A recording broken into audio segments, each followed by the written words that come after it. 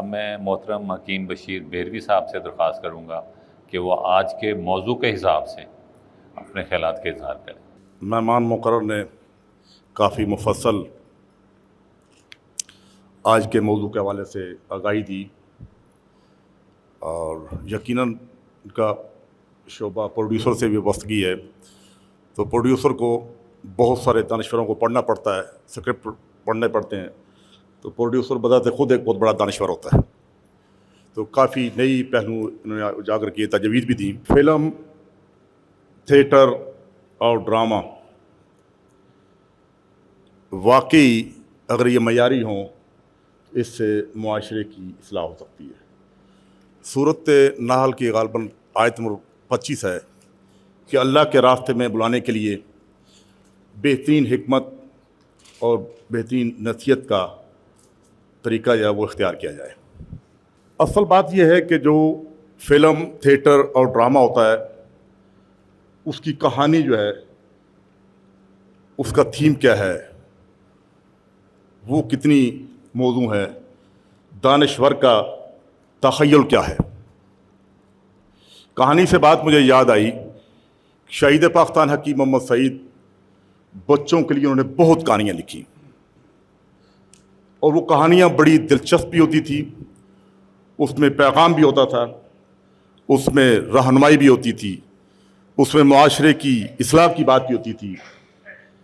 حکیم محمد سعید نے جو بچوں کے لیے کہانی لکھی، وہ بچے معاشرے میں کامیاب قانون دان بھی بنے، اساتذہ بھی بنے،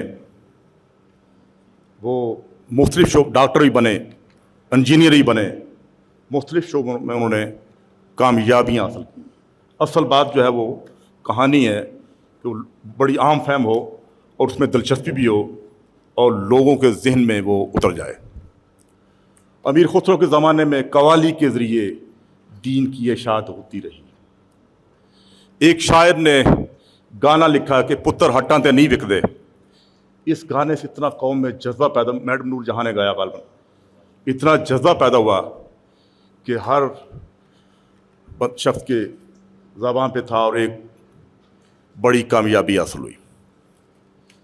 ڈپینڈ کرتا ہے کہ آپ اس کا جو استعمال ہے ڈرامے کا، تھیٹر کا اور فلم کا، وہ کس طرح کرتے ہیں۔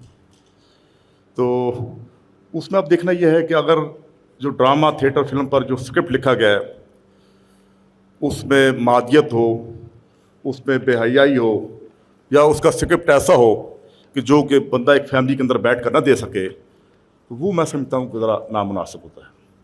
اسکرپٹ لکھنے والوں کو ذمہ داری کا احساس کرنا چاہیے، جو دانشور ہیں ان کو آگے آنا چاہیے، اور جو ذمہ داران ہیں، جو سنسر بورڈ ہے، اس کے اندر جو اسٹینڈرڈ آف پروسیجرز ہیں، اس میں کوئی امینڈمنٹ ہونی چاہیے، ایس او پیز نئے سرے سے بنائے جائیں، تاکہ ڈرامے، فلمیں اور یہ تھیٹر جو ہیں یہ معیاری ہوں، نسل نو کی رہنمائی کے لیے یہ کارآمد ہوں۔